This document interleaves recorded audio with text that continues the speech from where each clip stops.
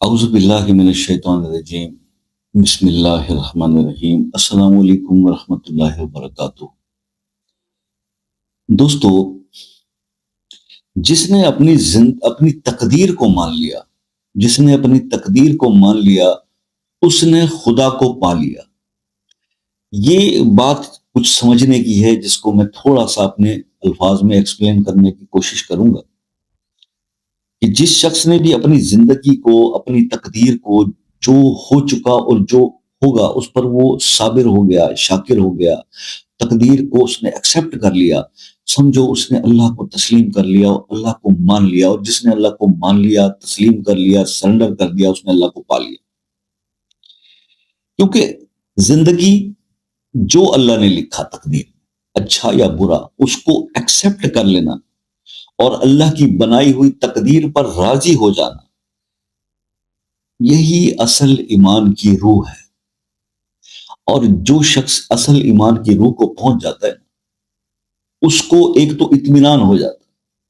اور وہ سکون میں آ جاتا ہے، اس کی بے سکونی، بے صبری، بے چینی ختم ہو جاتی ہے۔ یہ زیادہ کی ہوس یہ ہے جو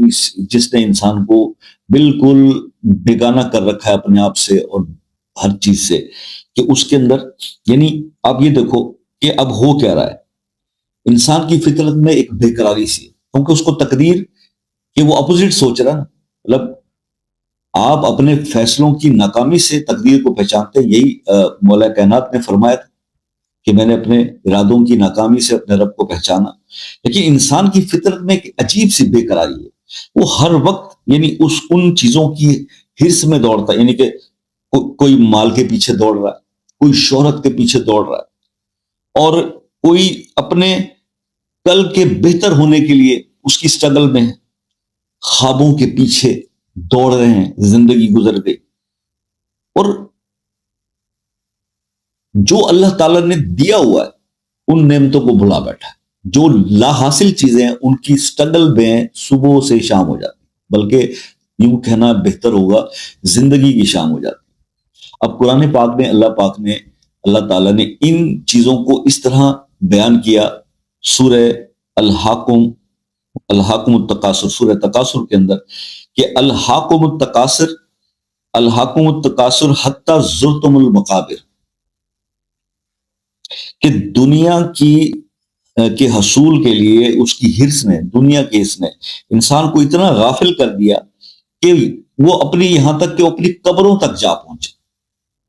مال کی ہرس، دولت کی، شہرت کی، بھاگتے بھاگتے بھاگتے وہ، میں نے آپ کو بولا کہ صبح سے شام زندگی کی شام ہو جاتی،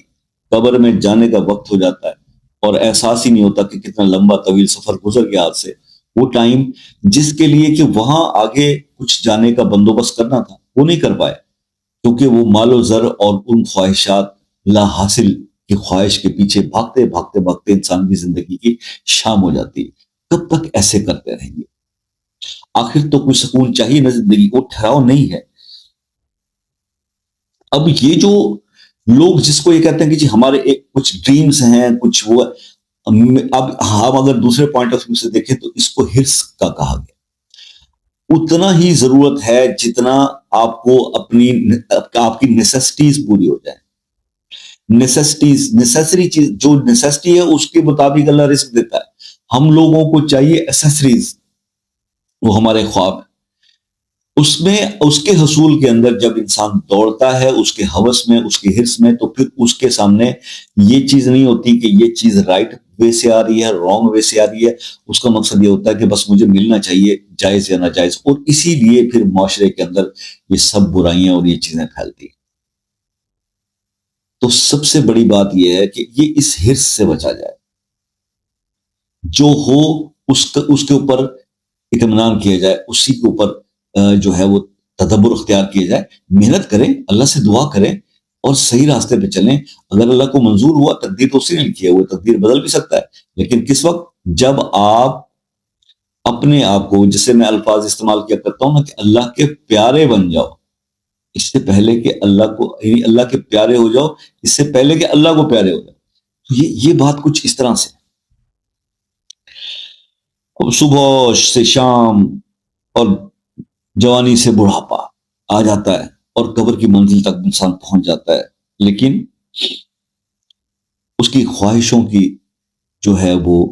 فہرست ختم نہیں ہوتی۔ یہ بھی نہیں ہوتا کہ مجھے یہ مل جاتی ہے، ایک بہتر سے بہتر، بہتر سے بہتر کرتے کرتے کرتے، لیکن یہ نہیں سوچتا کہ اے انسان، آیا تو زندگی میں مسافر کی طرح، اور یہاں پر دل لگا کے بیٹھ گیا، اور یہاں پہ اتنا کچھ کر رہا ہے، زندگی میں اتنا کچھ اچیو کر رہا ہے، کتنے بڑے بڑے نام تھے جو اب دنیا کے اندر نہیں، جن کو یاد بھی کوئی نہیں کرتا، لیکن جو اللہ والے یہاں سے گئے ہیں دنیا سے، ان کے تو آج بھی ان کی قبریں آباد ہیں، ان کی تو آج بھی لوگ نام لیتے ہیں، ان کی تحریریں پڑھتے ہیں، ان کے اقوال پڑھتے ہیں، ان کی باتیں کرتے ہیں۔ تو قائم رہ جانے والی تو وہ چیزیں ہیں۔ کتنے دولت مند لوگوں کو آج کوئی بیٹھ کے یاد کرتا ہے، یا ان کے مزارات کے اپنے حال دیکھیں کیا ہوتے ہیں، ان کے اپنے بھی ان کی قبروں میں نہیں جاتے۔ اللہ کی رضا پر راضی ہونا انسان کو سکون کی طرف لے جاتا ہے، اور اگر انسان اللہ کی رضا پہ راضی نہیں ہوتا تو پھر یہ بے سکونی اس کی ذہنی امراض کی طرف لے جاتی ہے، ذہنی مریض بن جاتا ہے انسان، جس کو آپ ٹینشن، ڈپریشن، بہت سارے لوگوں سے میری بات ہوتی ہے، بہت سارے وظائف اور چیزیں میں پڑھنے کے لیے بتاتا ہوں، ڈپریشن میں لوگ گئے ہوئے ہیں، ٹینشن کے اندر آئے ہوئے ہیں، لیکن جب ان کے خاتمے کی بات ہوتی ہے، سر اب کوئی اس کے لیے بھی وظیفہ بتا دیں، میں اس سے کہتا ہوں کہ آپ یہ ان چیزوں کو اگر چھوڑ دیجئے، صرف اپنی لائف کو ایزی کر لیجئے، جو اللہ نے دیا ہوا اس پہ اللہ کا شکر ادا کر، جن چیزوں کو جو اللہ نے عطا کر رکھا ہے اس کا شکر ادا کرتے جائیں گے تو اللہ تعالیٰ آپ کو وہ بھی عطا کر دے گا جو اس نے ابھی آپ کو نہیں دیا، یا جو آپ کی دسترس سے دور ہے۔ لیکن دینے والی ذات رب کی ہے، اور ہم پتہ نہیں کیا کر رہے ہیں، ہم کدھر بھٹک رہے ہیں، ہم دنیا کو راضی کرنے کے چکر میں اپنی آخرت بھی خراب کر کے بیٹھے ہوئے ہیں۔ یہ کچھ وہ باتیں ہیں جو میں اکثر ڈسکشن میں آپ لوگوں سے جب وظائف کی ویڈیوز بناتا ہوں اور کمنٹس آتے ہیں، لوگ واٹس ایپ پہ رابطے کرتے ہیں، تو یہی میں عرض کر رہا تھا کہ آپ کی روح میں جو یہ بے چینی ہے، بےقراری ہے، لا حاصل کا ایک تصور آپ کے کنسیپٹ چل رہا ہے۔ 60 ایئرس کے بھی لوگ، 70 ایئرس کے بھی لوگ مجھ سے رابطہ کرتے ہیں، بچوں کے لیے پریشان ہیں، میں ان سے کہتا ہوں اب تو چھوڑ دو بچے، تم 60 سال جی گئے، تم 5 سال اور جی لو گے، آخر تم نے جانا ہے، اپنے بارے میں اب کچھ سوچ لو، ساری زندگی بچے مال دنیا دولت کرتے کراتے تم کدھر پہنچ گئے، تمہیں اس سفر کی کوئی وہ نہیں ہے۔ آپ اپنی فکر کریں اور اپنی آخرت کی فکر کریں، جس کو اللہ پاک نے بنایا۔ میں ایسے لوگوں کو جانتا ہوں زندگی کے اندر کئی اپنے ارد گرد کے، کہ جن کے باپ شاید بہت بچپن میں ہی فوت ہو گئے، چھوٹے چھوٹے بچے تھے، لیکن ان کا اللہ نے بہت اچھا تربیت کا انتظام کر دیا، بہت اچھا کر دیا۔ یہ بات نہیں ہے کہ جی اللہ سب کے سہارے بنانے والا ہے، آپ دنیا میں دے دیں گے کوئی فرق نہیں پڑے گا، آپ کا الٹرنیٹ کوئی پیدا ہو جائے گا، کچھ نہ کچھ وسیلہ بن جائے گا، لیکن آپ جب دنیا سے چلے گئے تو آپ کا قبر میں کیا، آپ کیا کر کے گئے اپنے لیے، یہ سوچنے کا پوائنٹ ہے۔ اگر یہ سمجھ میں آ جائے تو سمجھو آپ نے سکون بھی پا لیا، اپنے رب کو بھی پا لیا، اطمینان میں بھی آ گئے، تو بس پھر روح کی بے چینی ختم ہو جاتی ہے۔ یہ سرکار دو عالم صلی اللہ علیہ وسلم نے فرمایا، یہ صحیح مسلم کی حدیث ہے، کہ مومن کا معاملہ عجیب ہے کہ اس کا ہر معاملہ اس کی بھلائی،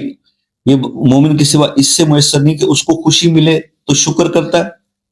جو اس کے لیے اچھا ہوتا ہے، اگر نقصان پہنچے تو صبر کرتا ہے، اور یہ بھی اس کے لیے بھلائی ہوتی ہے۔ تو مومن کی یہ نشانی، ملے تو شکر ادا کرو اور نہ ملے صبر کرو، نماز پڑھو، اللہ کی طرف رجوع کرو، تو یہ آپ کی بے چینی ختم ہو جائے گی اور آپ رب کو پالیں گے، اگر آپ رب کی بنائی ہوئی تقدیر پہ صابر اور شاکر ہو جائیں گے۔ اور جب آپ اپنے رب کو پا لیا، آپ کی دعائیں قبولیت کی طرف جانے لگی، تو پھر جو مرضی رب سے مانگ لو، رب نے تو عطا کر دینا ہے۔ تو پھر وہی بات میری صحیح ہوئی نا کہ اپنے آپ کو بدل لو، وظیفہ بدلنے سے کچھ نہیں ہوگا۔ امید ہے آپ کو میری یہ چند باتیں، کچھ نصیحتیں اچھی لگی ہوں، تو پھر مجھے کمنٹس میں ضرور بتائیے گا، آئندہ اس پہ جسارت کروں گا بنانے کی، ادروائز معذرت کر لوں گا۔ تو اللہ آپ کو خوش رکھے، نیکسٹ کسی ویڈیو میں پھر آپ سے ملاقات ہوگی، تب تک کے لیے اجازت دیجیے۔